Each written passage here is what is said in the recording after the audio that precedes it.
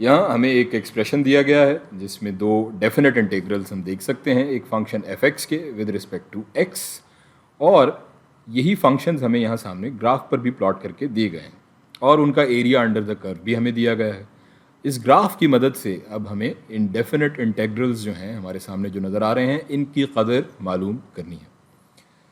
हम पहले इन इंटेग्रल्स को थोड़ा सा सिंप्लीफाई करके लिख लेते हैं। जानते हैं कि इसको हम लिख सकते हैं, जो कांस्टेंट है ये बाहर आ जाएगा, तो इसको हम लिख सकते हैं 2 ज़रब या 2 इंटू -2 से 3 तक है ये definite integral of a function f x with respect to x, जमा ये 3 कांस्टेंट भी बाहर आ जाएगा और ये जो डेफिनेट इंटेग्रल है ये 3 से 7 तक इसकी रेंज है या इसका स्पैन है of f x with respect to x.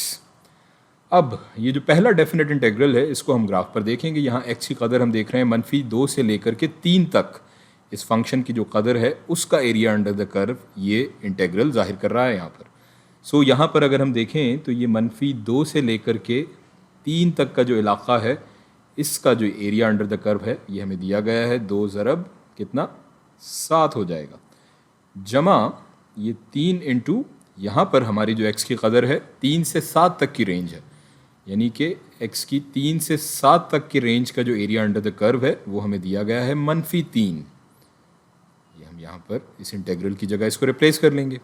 अब इसको हम फर्दर सिंप्लीफाई सॉल्व कर लेते हैं। बराबर हो जाएगा 14 ये -9 और इसकी कदर हो जाएगी 14 - 9 बराबर हो जाएगा 5 के।